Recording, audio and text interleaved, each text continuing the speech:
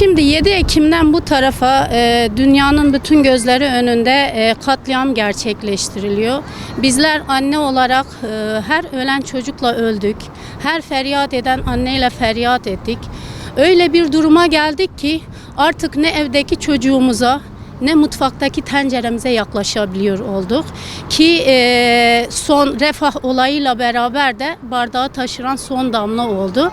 Bu anlamda burada bulunmamızın sebebi hem devletimizin bu anlamda attığı olumlu adımların arkasında olduğumuzu, halk olarak, anneler olarak bu atılan olumlu adımların arkasında, yanında olduğumuzu göstermek, hem de hiçbir hak ve hukuk tanımayan bu zalim terör İsrail devletinin uluslararası hiçbir hak hukuku tanımayan bu devletin uluslararası hak ve hukuklara bizim de riayet etmememiz gerektiğini, özellikle Refah'ı ve Gazze'yi yerle bir eden yakıtların bizim ülkemizden gitmesinin utancını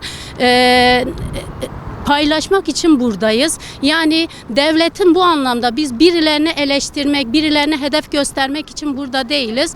Bu anlamda atılan her olumlu adımın arkasında ve daha yeni somut adımlar atılması. Çünkü hukuk tanımayana hukuk tanınmaz. İsrail hukuk tanımıyor. Biz de bu anlamda devletimizin arkasında olduğumuzu ve atılacak her adımın halk olarak onlarla beraber olduğunu göstermek için buradayız.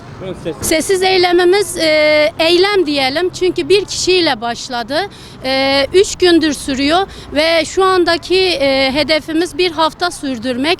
Tabii sonrasını bilmiyoruz ama tamamen spontane geliştirilen, tamamen yürek yangınıyla, çünkü başta da dediğim gibi çocuklarımıza sarılamaz hale geldik yani.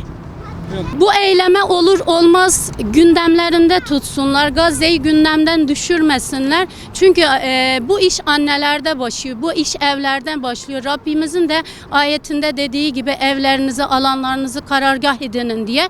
Biz de annelerden ricamız sosyal medyada komşularıyla, çocuklarıyla, boykotlarıyla destek olmaları. Gelebilen buraya gelsin. Gelemeyen evlerinde. Maksat, amacımız gündem değişmesin.